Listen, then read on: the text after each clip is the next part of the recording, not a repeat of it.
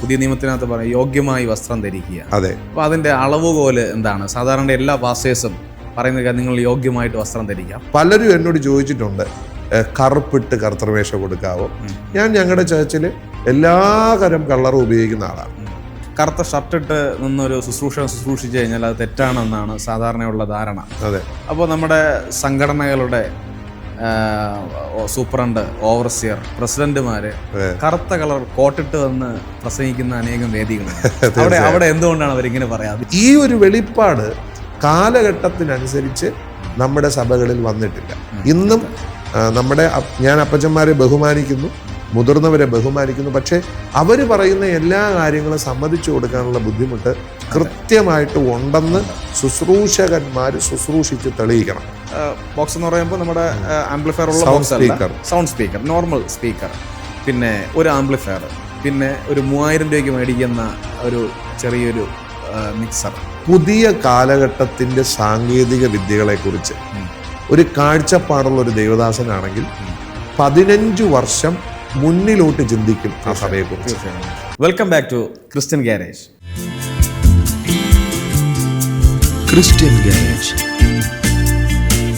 ഇന്നത്തെ സമൂഹത്തിൽ സാമൂഹികപരമായിട്ടുണ്ടാകുന്ന വ്യത്യാസങ്ങൾ സഭയ്ക്കുള്ളിൽ എങ്ങനെ അത് കൊണ്ടുവരാനായിട്ട് കഴിയും? എനിക്ക് മനസ്സിലാക്കാൻ കഴിയുന്നത് നമ്മുടെ കുഞ്ഞുങ്ങളെല്ലാം വളരെ അപ്ഡേറ്റഡ് ആണ്. അതെ. എല്ലാ കാര്യങ്ങളിലും നമ്മുടെ കുഞ്ഞുങ്ങൾ പഴയ കാലങ്ങളെ അപേക്ഷിച്ച് അവർ പഠിക്കാനും അവർ വായിക്കാനും മനസ്സിലാക്കാനും വളരെ കൃത്യമായി അവലോകനം ചെയ്യാനും കഴിവുള്ളവരാണ്. തീർച്ചയായിട്ടും. അപ്പോൾ ഈ പഴയ കാലത്തിലെ രീതികളിൽ സഭകൾ പിന്തുടർന്നു പോകുമ്പോൾ പ്രധാനമായിട്ടും അവിടെ വരുന്ന ഇന്ന് നിലനിൽക്കുന്നൊരു ചോദ്യം വസ്ത്രധാരണമാണ്. തീർച്ചയായിട്ടും. വസ്ത്രധാരണത്തെക്കുറിച്ച് പറയുമ്പോൾ പലരും ഈ തമാശയായി ചില വളരെ പ്രശസ്തമായ ചില പാസ്റ്റർമാർ പറയുന്നത് ഞാൻ കേട്ടിട്ടുണ്ട്. ആണുങ്ങളുടെ വസ്ത്രം പെണ്ണുങ്ങൾ ധരിക്കുന്നു. അതെ. ആണുങ്ങളുടെ വസ്ത്രമേ ധരിക്കാവൂ, പെൺകുട്ടികളുടെ വസ്ത്രമേ ധരിക്കാവൂ. സത്യത്തിൽ ഞാൻ മനസ്സിലാക്കുന്നത് പാസ്റ്ററെ, സഭ്യമായ വസ്ത്രം ധരിക്കുക. തീർച്ചയായിട്ടും.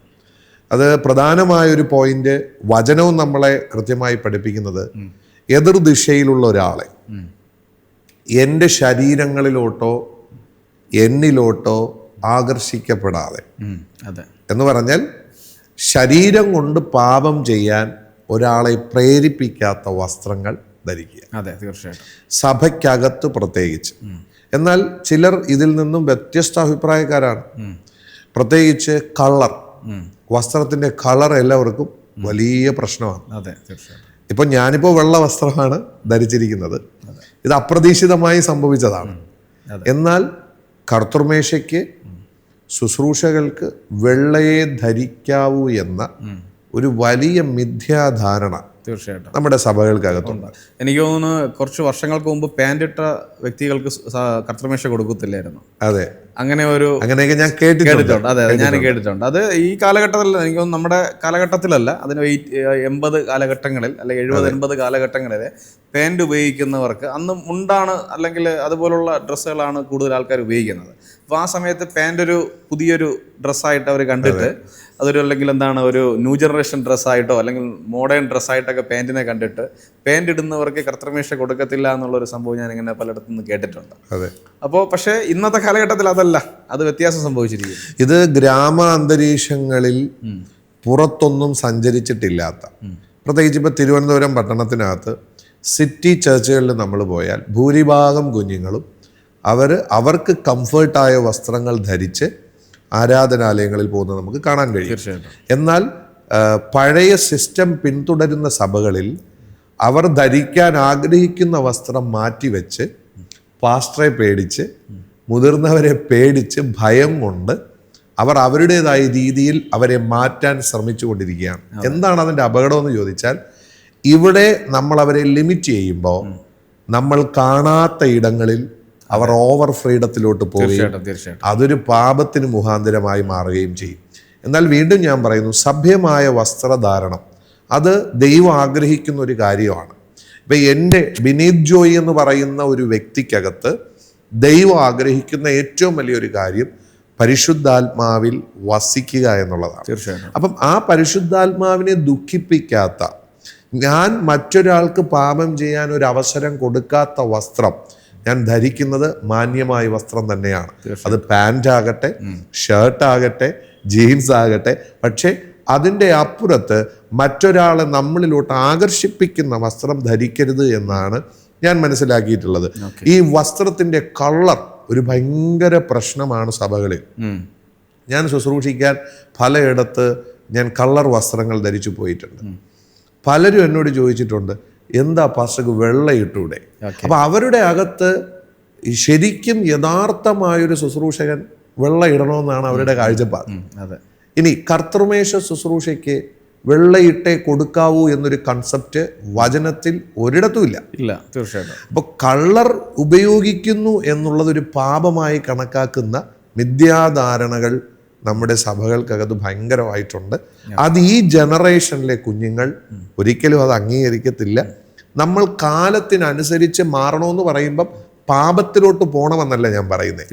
പക്ഷേ ഓവറായിട്ട് നമ്മുടെ കുഞ്ഞുങ്ങളെയും ശുശ്രൂഷകളെയും ലിമിറ്റ് ചെയ്യുന്ന നിലപാടുകളിലോട്ട് നമ്മുടെ പഴയ രീതികൾ മാറ്റപ്പെടരുതെന്നാണ് എൻ്റെ ഒരു അഭിപ്രായം. യഥാർത്ഥത്തിൽ നമ്മുടെ സമൂഹത്തിലായാലും നമ്മുടെ സഭയ്ക്കുള്ളിലായാലും ഓരോ കാലഘട്ടത്തിലും വ്യത്യാസം സംഭവിക്കും.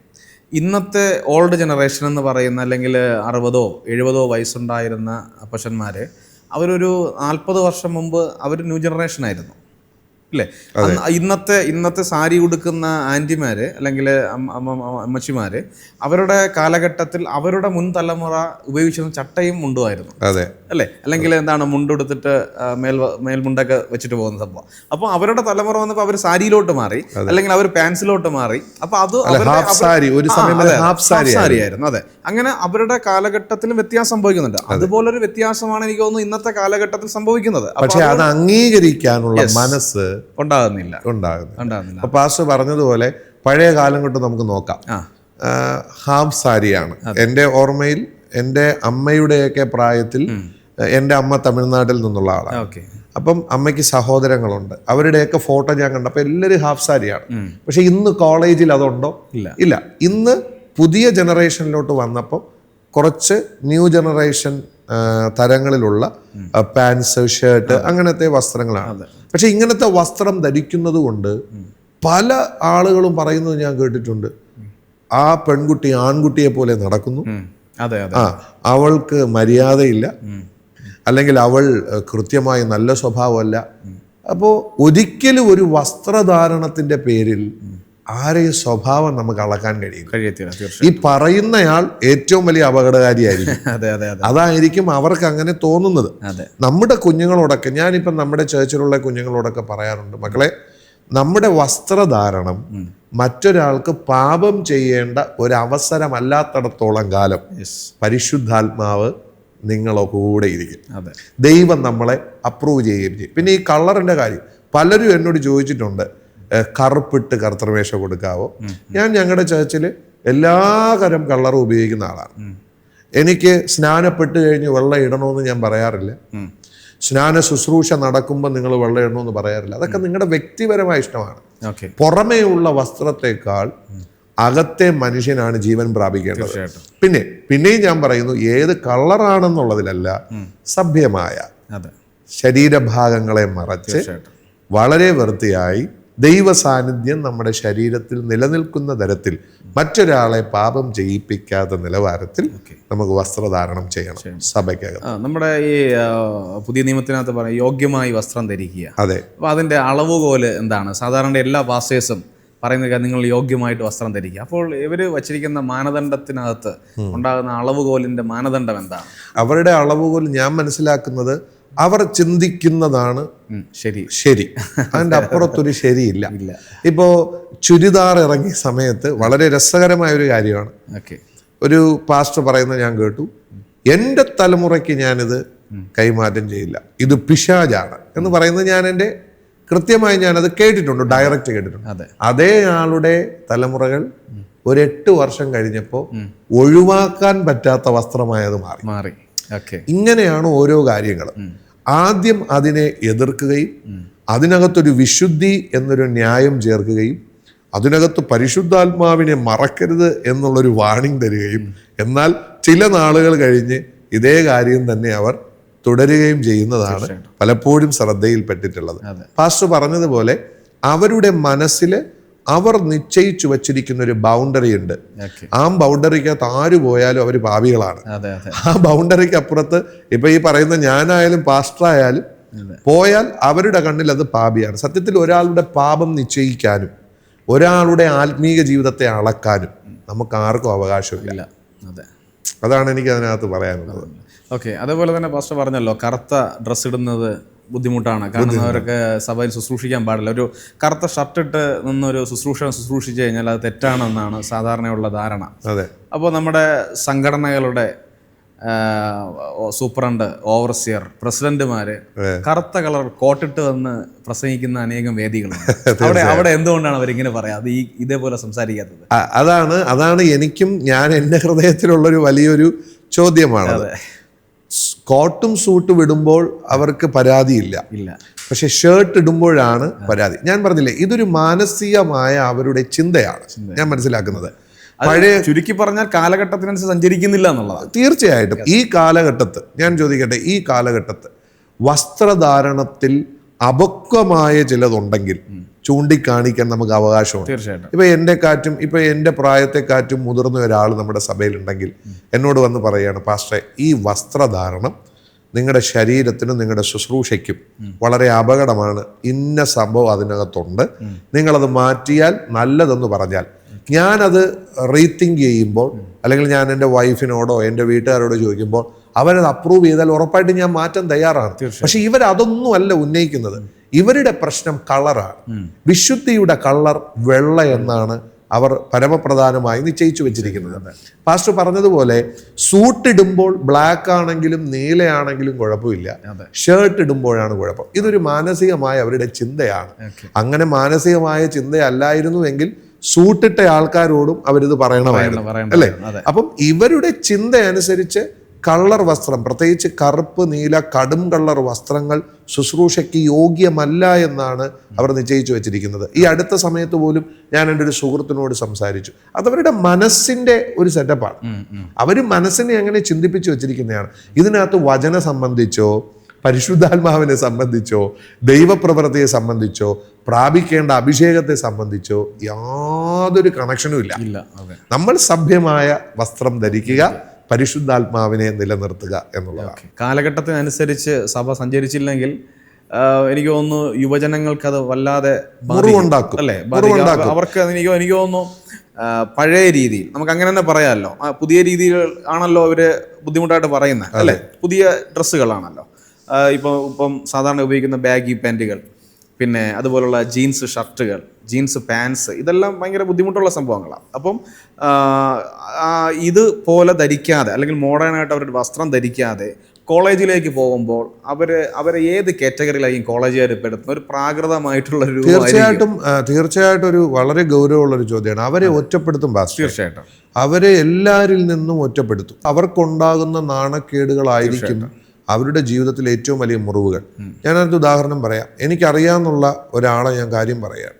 ആ കുഞ്ഞ് +2 കഴിഞ്ഞ് അവൾക്ക് നല്ല ഒരു വസ്ത്രം, അവൾ ആഗ്രഹിക്കുന്ന ഒരു വസ്ത്രം ഇടാൻ ഇവിടെ വീട്ടുകാർ സമ്മതിക്കാറില്ല. ഒരു ദിവസം എന്നോട് വന്ന് പറഞ്ഞു, പാസ്റ്ററെ ഇങ്ങനെ കാര്യങ്ങൾ. ഞാൻ അവരോട് സംസാരിച്ചപ്പോൾ അവരിന്നും സഞ്ചരിക്കുന്നത് അവരുടെ കാലഘട്ടത്തിലാണ്. ഞാൻ അവരുടെ അടുത്ത് പറഞ്ഞു, മകളെ അല്ലെങ്കിൽ മക്കളെ ഇങ്ങനെ അവരുടെ ആഗ്രഹങ്ങൾ, അവർ സഭ്യമായ ഒരു ആഗ്രഹമാണ് പറയുന്നത്.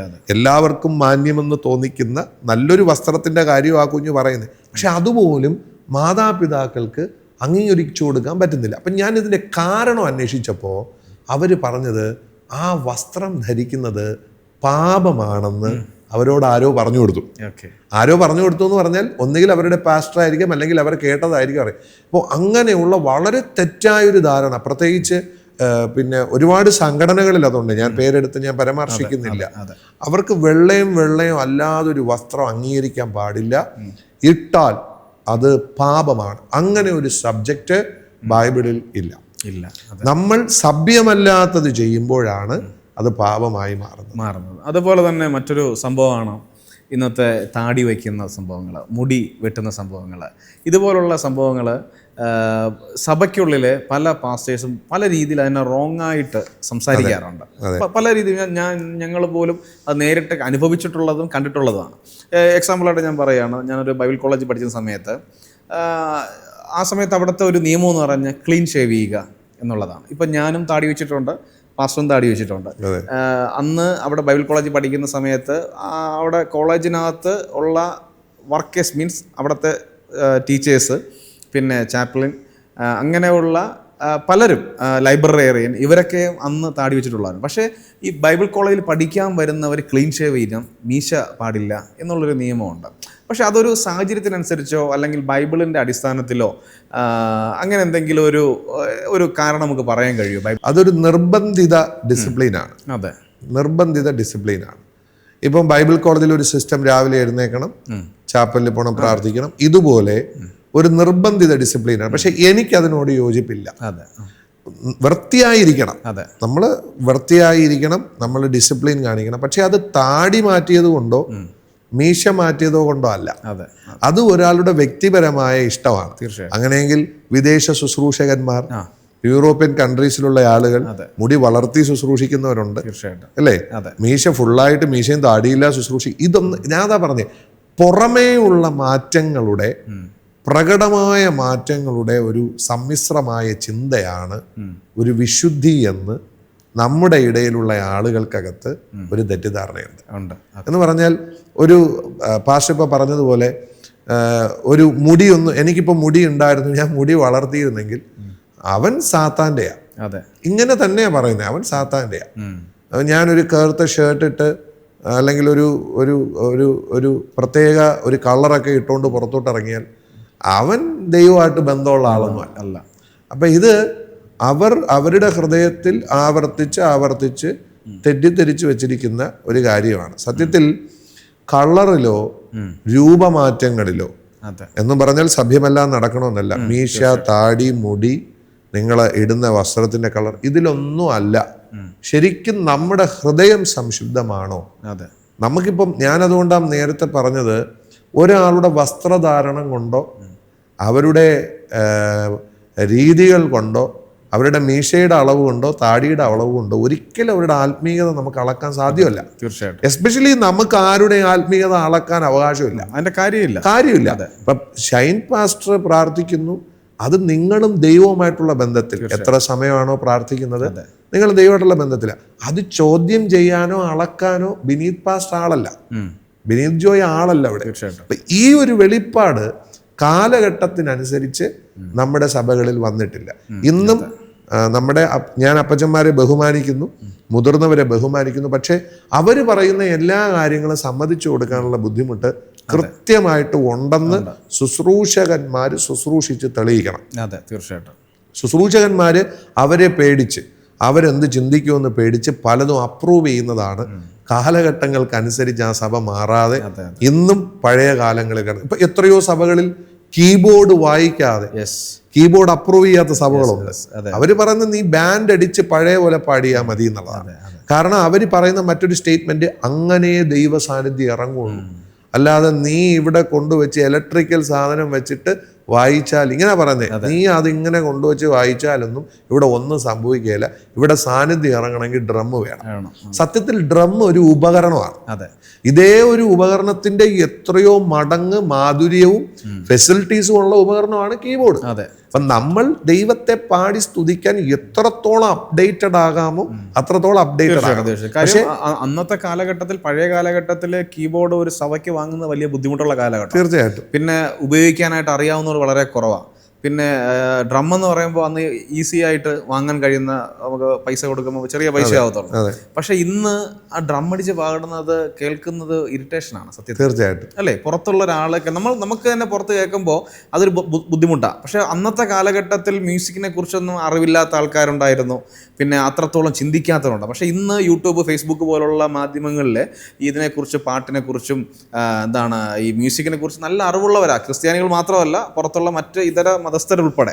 അപ്പോൾ അവർ ഒരു സഭയ്ക്കുള്ളിൽ നിന്നൊരു പാട്ട് കേൾക്കുമ്പോൾ, ഒരു മ്യൂസിക്കിൻ്റെ ഒരു സൗണ്ട് കേൾക്കുമ്പോൾ, ഡ്രമ്മിൽ കേൾക്കുന്നതും പിന്നെ ഈ കീബോർഡും മറ്റ് ഉപകരണങ്ങളും വെച്ച് നന്നായിട്ട് കേൾക്കുന്നതിൽ ഏതിലാണ് ഏറ്റവും കൂടുതൽ അവർ കേൾക്കാൻ ഇമ്പമായിട്ട് തോന്നുന്നത്? അത് മാത്രമല്ല, പാസ്റ്റർ പറഞ്ഞതുപോലെ കാലഘട്ടം മാറി, അപ്ഡേറ്റഡ് ആയി ലോകം. തീർച്ചയായിട്ടും ഏറ്റവും നല്ല മ്യൂസിക് സിസ്റ്റം ഉള്ള ചർച്ചുകൾ ഉണ്ടാകണമെന്നുള്ളതാണ് എൻ്റെ ആഗ്രഹം. അതെ അതെ അതെ അതെ. ഏറ്റവും നല്ല മ്യൂസീഷ്യൻസ് സഭയ്ക്കകത്തുണ്ടാകണം. പ്രത്യേകിച്ച് ഈ തമിഴ് ചർച്ചുകളിലൊക്കെ, നമുക്ക് മലയാളം ചർച്ചുകളിലുണ്ട് എങ്കിലും തമിഴ് ചർച്ചുകൾ ഒരു പരിധിവരെ ഞാൻ നോക്കിയപ്പം ഏറ്റവും ടോപ്പ് മ്യൂസീഷ്യൻസ് ആണ് അവിടെ പ്ലേ ചെയ്യുന്നത്. എന്ത് മനോഹരമാണ്. അപ്പം നമ്മൾ ദൈവത്തിന് കൊടുക്കുന്ന ആരാധനയിൽ ഏറ്റവും നല്ലത് കൊടുക്കാൻ, ഏറ്റവും ബെസ്റ്റ് കൊടുക്കാൻ. അത് എല്ലാത്തിലും അങ്ങനെയാണ്. വസ്ത്രധാരണത്തിൽ ഏറ്റവും ബെസ്റ്റ്, ദൈവം നമുക്ക് ബെസ്റ്റേ തരത്തുള്ളൂ. വാഹനത്തിൽ ഏറ്റവും ബെസ്റ്റ്, ഭവനത്തിൽ ഏറ്റവും, സഭയിൽ ഏറ്റവും നല്ല ഫെസിലിറ്റീസ്. ഇങ്ങനെയുള്ള ആറ്റിറ്റ്യൂഡിലോട്ട് വരാത്തതിന് കാരണം ഇത് തന്നെയാണ്. കാലഘട്ടത്തിനനുസരിച്ച് അവർ മാറുന്നില്ല. അവർക്കിന്നും പഴയ കാലത്തിൽ വീതിയുള്ള ഒരു ഡെസ്ക്, പഴയ കാലത്തെ ഒരു കേർട്ടൻ, അവരുടെ ഒരു മേശവിരി, അതെ, അങ്ങനെയൊക്കെ അവർ ഇന്നും ചിന്തിക്കുകയാണ്. പക്ഷേ അവരോട് വളരെ സ്നേഹത്തോടെ നമുക്ക് പറഞ്ഞു കൊടുക്കാനുള്ളത്, ഇന്ന് അപ്ഡേറ്റഡ് ആയ ഈ കാലഘട്ടത്തിൽ നമ്മുടെ കുഞ്ഞുങ്ങളെ കൂടെ യോജിപ്പിച്ച് മുന്നോട്ട് കൊണ്ടുപോകണമെങ്കിൽ അതാണ് കറക്റ്റ് പോയിന്റ് അല്ലേ? പുതിയ കാലഘട്ടത്തിൽ ജീവിക്കുന്ന തലമുറയ്ക്കും കൂടെ ഇത് ഇവരോടൊപ്പം വളരണം. തീർച്ചയായിട്ടും. അവര് ഒരിക്കലും ഡ്രം അടിക്കുന്ന സിസ്റ്റത്തോട് വിയോജിപ്പാണ് അവർക്ക് ഒരിക്കലും അത് അംഗീകരിക്കാൻ പറ്റില്ല. കാര്യം ഇതിനകത്ത് തന്നെ കീബോർഡ് വായിക്കുന്ന ആളും പോയി കൈയടിച്ച് ഡ്രം അടിക്കുക. ഇന്ന് പാസ്റ്റർ നേരത്തെ സൂചിപ്പിച്ചു, ഇന്ന് കീബോർഡ് പഠിക്കാൻ പിള്ളേർ വളരെ ആവേശത്തോടാണ് നിൽക്കുന്നത്. തീർച്ചയായിട്ടും. ഇൻസ്ട്രുമെന്റ്സ് വായിക്കാൻ. അപ്പം ഞാൻ ഈ കഴിഞ്ഞ ദിവസം ഒരു കുഞ്ഞിനോട് ചോദിച്ചാൽ പറഞ്ഞു, എനിക്ക് യേശപ്പന് വേണ്ടി നന്നായി കീബോർഡ് പ്ലേ ചെയ്യണം. കണ്ടോ, അവന്റെ ഒരു പാഷനാണ്. ആ പാഷൻ ഉള്ളവനെ ഡ്രം അടിക്കുന്ന സ്ഥലത്ത് പിടിച്ചിരുത്തി എങ്ങനെ സഭ വളരുന്നേ? എങ്ങനെ അതിപ്പോ കാലഘട്ടത്തിന് അനുസൃതമായി സാങ്കേതിക വിദ്യക്കൊത്തവണ്ണം ഓരോ സഭയ്ക്കുമുള്ള സാമ്പത്തിക ഭദ്രതയ്ക്ക് അനുസരിച്ച് എന്ന് പറഞ്ഞാൽ ഞാൻ നാളെ രാവിലെ പോയി ഒത്തിരി സംഭവങ്ങൾ ചെയ്യണമെന്നല്ല, അറ്റ്ലീസ്റ്റ് ബേസിക് ആയിട്ട് വേണ്ട ഒരു സംഭവമെങ്കിലും കാലഘട്ടത്തിനനുസരിച്ച് മാറിയാൽ തലമുറയ്ക്ക് അത് പ്രയോജനമാണ്. ദേശത്തിൽ അതൊരു അനുഗ്രഹമാണ്. പ്രത്യേകിച്ച് മീഡിയയിലൊക്കെ ആരാധന ഇടുമ്പോൾ അതൊരു അനുഗ്രഹം.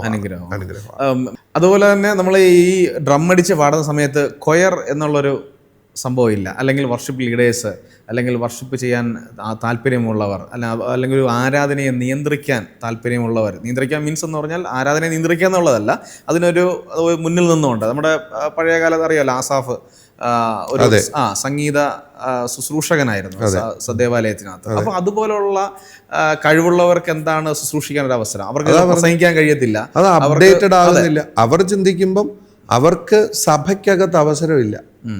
സഭയ്ക്കകത്ത് അവസരം ഇല്ലാത്തവർക്ക് പുറത്തുപോയും പ്രയോജനപ്പെടാൻ കഴിയുന്നില്ല. അങ്ങനെ ഇരുളിൽ അടയ്ക്കപ്പെട്ട, ആ വാക്ക് പറയുന്നതായിരിക്കും എൻ്റെ ഒരു ശരി.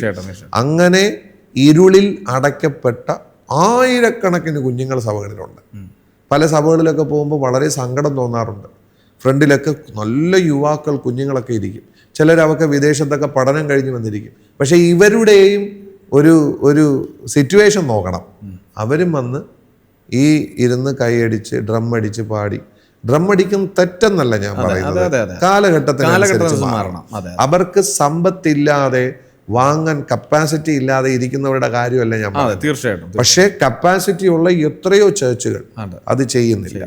അപ്പോൾ അതിനനുസരിച്ച്, അതുപോലെ ചേർച്ചിന്റെ അകത്തുള്ള മാറ്റങ്ങൾ, സാങ്കേതിക വിദ്യയിലുള്ള മാറ്റങ്ങൾ, ചിലർ പറയുന്ന രീതികൾക്ക് എൻ്റെ ഒരു അഭിപ്രായം ഞാൻ പറയാം. സാങ്കേതിക വിദ്യ, ഞാൻ ചോദിക്കട്ടെ, ഏറ്റവും കൂടുതൽ നമ്മൾ ബിൽഡിങ്ങുകളും മോളുകളും ഒക്കെ ഏറ്റവും ഭംഗിയിൽ ചെയ്യുന്നൊരു കാലഘട്ടമാണിത്. പക്ഷെ ചർച്ചുകൾ മാത്രം എന്തുകൊണ്ടൊരു പുറകിലോട്ടുള്ള ഒരു സംഭവത്തിൽ നിൽക്കുന്നു? അത് അതിൻ്റെ അകത്തുള്ള ഫെസിലിറ്റീസ് നമുക്ക് ഏറ്റവും നല്ല രീതിയിൽ എങ്ങനെ ചെയ്യാം. ദൈവത്തെ ആരാധിക്കുന്ന സ്ഥലമാണ്, ദൈവ സാന്നിധ്യം ഇറങ്ങുന്ന സ്ഥലമാണ്. അപ്പം നമ്മുടെ കാഴ്ചപ്പാടുകൾക്ക് ഒരു മാറ്റം ഉണ്ടാകണം. പഴയ കാലത്തിൽ നിന്ന് ഈ പുതിയ കാലത്തിലേക്ക് എല്ലാവരുടെയും ചിന്ത മാറി ഇൻസ്ട്രുമെന്റ്സ് ഉപയോഗിച്ച് പാടുന്ന കുഞ്ഞുങ്ങളെ വളർത്തി ആ ദേശത്തിന് തന്നെ ഒരു അഭിമാനവും മഹത്വവുമായി സഭ മാറണം. ഫസ്റ്റ് പറഞ്ഞതിലൊരു പ്രധാനപ്പെട്ടൊരു പോയിന്റ്, അത് ഞാൻ വീണ്ടും ഒന്നുകൂടെ റിപ്പീറ്റ് ചെയ്യാൻ ആഗ്രഹിക്കുന്ന കാര്യം എന്ന് പറഞ്ഞാൽ, നമ്മൾ ഈ ഡ്രം അടിക്കുന്നതിന് തെറ്റെന്ന് പറയുന്നില്ല അല്ലേ, നമ്മൾ അതിനെ എതിർക്കുന്നില്ല. സാഹചര്യം ഉള്ളവർ ചെയ്യുക എന്നുള്ളതാണ് അല്ലേ. അതിൻ്റെ ഏറ്റവും വലിയ ഉദാഹരണമായിട്ട് ഞാനൊരു എക്സാമ്പിൾ പറയാം. കഴിഞ്ഞ ദിവസങ്ങളിൽ ഞാൻ പോയൊരു സെൻട്രൽ ചർച്ച്, നല്ലൊരു ചർച്ച. അവിടെ എനിക്ക് തോന്നുന്നു പാസ്റ്ററിന് തന്നെ ഒരു 50,000 മേളിൽ വരുമാനം പാസ്റ്ററിന് മാത്രം അവിടെ ഉള്ളൊരു അത്രയും വരുമാനമുള്ള ചർച്ച. നല്ല വിശ്വാസികളുണ്ട്, ഒരുപാട് ഗവൺമെൻറ് ജോലിക്കാരുണ്ട്, നല്ല ബിസിനസ് ചെയ്യുന്നവരുണ്ട്. പക്ഷേ ഞാൻ അവിടെ പോയപ്പോഴത്തേക്ക് അവിടെ ഒരു യൂത്ത് ക്യാമ്പിന് വേണ്ടിയിട്ടായിരുന്നു ഞാൻ പോയ സമയത്ത് നോക്കിയപ്പോൾ 2 പഴയ ബോക്സ് എന്ന് പറയുമ്പോൾ നമ്മുടെ ആംപ്ലിഫയർ ഉള്ള ബോക്സ് അല്ല, സൗണ്ട് സ്പീക്കർ, നോർമൽ സ്പീക്കർ, പിന്നെ ഒരു ആംപ്ലിഫയർ, പിന്നെ ഒരു 3000 രൂപയ്ക്ക് മേടിക്കുന്ന ഒരു ചെറിയൊരു മിക്സർ, പിന്നെ പഴയ JTS മൈക്കൊന്നുമല്ല, ഒരു കുറഞ്ഞൊരു ബ്രാൻഡിൻ്റെ കുറച്ച് മൈക്ക്, 2-3 മൈക്ക്, ഇതാണ് അവിടെ യൂസ് ചെയ്യുന്നത്. പക്ഷേ ഞാൻ അവിടെ പോയപ്പോൾ കേട്ട് നോക്കിയപ്പോൾ എൻ്റെ ഈ ക്യാമ്പിൻ്റെ തലേ ദിവസം ഞങ്ങളവിടെ പോയ സമയത്ത് ഇതൊന്ന് പ്രവർത്തിച്ചൊന്ന് റെഡിയാക്കി വെക്കാൻ ശ്രമിച്ചപ്പോഴത്തേക്ക് വളരെ മോശം സൗണ്ടാണ് കേൾക്കുന്നത്. ഒരു യൂത്ത് ക്യാമ്പിന് അത് വെച്ച് ഒരു കുട്ടികളിൽ ഒരു ഇമ്പാക്റ്റ് ഉണ്ടാകത്തില്ല, ഒരു മാധുര്യം ഉണ്ടാവില്ല കേൾക്കുന്ന പാട്ടുകൾക്ക്. പ്രസംഗിക്കുന്നവർക്ക് അതൊരു കംഫർട്ടായിട്ട് ഉണ്ടാകത്തില്ല, അവർ സംസാരിക്കുമ്പോൾ തന്നെ വളരെ വൾഗറായിട്ടായിരിക്കും കേൾക്കുന്നത്. പക്ഷേ അതുകൊണ്ട് എന്തെന്നറിയാമോ, ആ സെൻറ്ററിൻ്റെ കീഴിൽ നിൽക്കുന്ന ഒരു ചെറിയ സഭ, അധികം വിശ്വാസികളില്ല, ചെറിയൊരു സഭയിൽ നിന്ന് അവിടുത്തെ മ്യൂസിക് സിസ്റ്റം എന്ത് ചെയ്തു, ഈ സെൻട്രൽ സഭയിൽ കൊണ്ടുവന്ന് ഞങ്ങൾ ഒറ്റ രാത്രി കൊണ്ട് സെറ്റ് ചെയ്തു അവിടെ യൂത്ത് ക്യാമ്പ് നടത്തി. ഒരു സെൻറ്ററിൻ്റെ ക്യാമ്പായിരുന്നു, ചെറിയ ക്യാമ്പാണ്. ഞാൻ പറഞ്ഞതിൻ്റെ ഉദ്ദേശം എന്ന് പറയുമ്പോൾ നമ്മൾ നേരത്തെ പറഞ്ഞതുപോലെ കഴിവുള്ളവരെന്ത് ചെയ്യുക അല്ലേ, ഇതെല്ലാം ചെയ്യുക. കഴിവില്ലാത്തവരെ നമ്മൾ പറയുന്നില്ല, അവർക്ക് പ്രാപ്തിയുള്ള തരത്തിൽ എന്ത് ചെയ്യുക, ദൈവത്തെ ആരാധിക്കുക. അല്ല, ഇത് മറ്റൊരു വിഷയമേ, ഇത് മരവിച്ചു പോകുന്നൊരു അവസ്ഥയാണ്. അതെ. സമ്പത്തുണ്ട്, അവർക്ക് വേണമെങ്കിൽ ഏറ്റവും നല്ല സിസ്റ്റം ചെയ്യാം. അതെ. പക്ഷേ അവർ അതിന് ഇമ്പോർട്ടൻസ് കൊടുക്കുന്നില്ല. അതുകൊണ്ട് എന്ത് സംഭവിക്കുന്നു, എല്ലാം പഴയതായിക്കൊണ്ടിരിക്കുന്നു. തീർച്ചയായിട്ടും നമ്മൾ ആൾക്കാർ ഉൾപ്പെടെ പഴയതായിക്കൊണ്ടിരിക്കുക. തീർച്ചയായിട്ടും.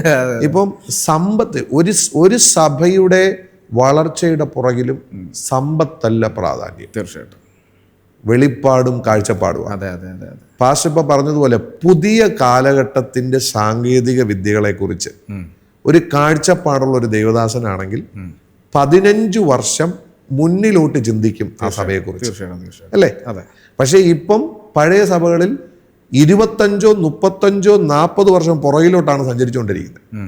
പക്ഷെ ശരിക്കും കാലഘട്ടത്തിനനുസരിച്ച് ചിന്തിക്കുന്ന ഒരാള് ഒരു 15-20 വർഷം മുൻപിൽ കണ്ട് അതിൻ്റെ സിസ്റ്റമാറ്റിക് ആയിട്ടുള്ള കാര്യങ്ങൾ ചെയ്യാൻ വേണ്ടിയിട്ട് ശ്രമിക്കും. തീർച്ചയായിട്ടും അത് നമ്മുടെ തലമുറയ്ക്ക് നാളെ ഇപ്പം ഷൈൻ പാസ്റ്റർ ചർച്ചിൽ ഇത്രയും സിസ്റ്റം ഉണ്ട്, ഒരാൾക്ക് പാടണം, ആ പാട്ട് യൂട്യൂബിൽ കൂടെ കേൾക്കണം, അല്ലെങ്കിൽ മറ്റൊരു രാജ്യത്തിലുള്ള ഒരാൾ, ഇതിനെല്ലാം സിസ്റ്റം നമ്മുടെ ചർച്ചിൽ ഉണ്ടെങ്കിൽ അത് ആ കുഞ്ഞിനൊരു അനുഗ്രഹമാണ്. തീർച്ചയായിട്ടും. ഇല്ലെങ്കിൽ എഴുന്നേക്കത്തില്ല ആള്. അതെ. അപ്പം പഴയ കാലത്തിൽ നിന്ന് കാലഘട്ടത്തിനനുസരിച്ച് സാങ്കേതികവും മ്യൂസിക്കൽ പരവും എക്യുപ്മെന്റ്സിന്റെ കാര്യങ്ങളിലും, പ്രത്യേകിച്ച് വെളിപ്പാടിന്റെ കാര്യത്തിലും, വസ്ത്രധാരണയുടെ കാര്യത്തിലും എല്ലാത്തിലും നമ്മൾ ഒരു പുതിയ തലമുറയെ വാർത്തെടുക്കാൻ സജ്ജമായിരിക്കണമെന്നാണ് എനിക്ക് പറയാൻ. അതെ. നമ്മുടെ ചുരുക്കം പറഞ്ഞു കഴിഞ്ഞാൽ സഭ സഞ്ചരിക്കേണ്ടത് കാലഘട്ടത്തിലാണ്, അല്ലേ? കാലഘട്ടത്തിനനുസരിച്ച് സഞ്ചരിച്ചില്ല എങ്കിൽ പുതുതലമുറകൾ സഭയിൽ നിന്ന് നഷ്ടപ്പെട്ടു, ഔട്ട്ഡേറ്റഡ് ആയി. അതെ.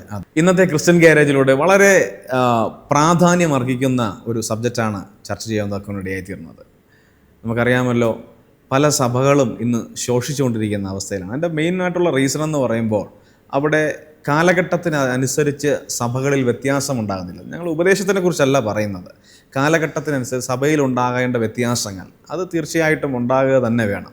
അത് മുഖാന്തരം പല യുവജനങ്ങളും സഭയിൽ നിന്ന് മാറി നിൽക്കാനായിട്ട് കാരണമാകാറുണ്ട്. അതുപോലെ തന്നെ യുവജനങ്ങൾ മാത്രമല്ല, ആ സഭയിലുണ്ടാകുന്ന വിശ്വാസികളിൽ പോലും ആത്മീയ മരവിപ്പിനും മുരടിപ്പിനും അത് കാരണമായി തീരും. അപ്പോൾ ഇന്നീ പോഡ്കാസ്റ്റ് കണ്ടുകൊണ്ടിരുന്ന പ്രിയ കർത്താവിൻ്റെ ദാസന്മാരുണ്ട്, സഭയിലെ സെക്രട്ടറിമാരുണ്ട്, അതുപോലെ തന്നെ മറ്റ് പല സ്ഥാനങ്ങൾ വഹിക്കുന്നവരുണ്ട്, വിശ്വാസികളുണ്ട്. അപ്പോൾ നിങ്ങൾ തന്നെ എന്ത് ചെയ്യുക, ഒന്ന് തീരുമാനിച്ച് നിങ്ങൾ തന്നെ ഈ കേട്ട പോഡ്കാസ്റ്റിൽ എന്തൊക്കെ കാര്യങ്ങളാണോ പറഞ്ഞത് അതിനനുസരിച്ച് സഭയെ ഒന്ന് ആധുനിക കാലഘട്ടത്തോടൊപ്പം സഞ്ചരിക്കുവാൻ സജ്ജരാക്കി തീർക്കുക.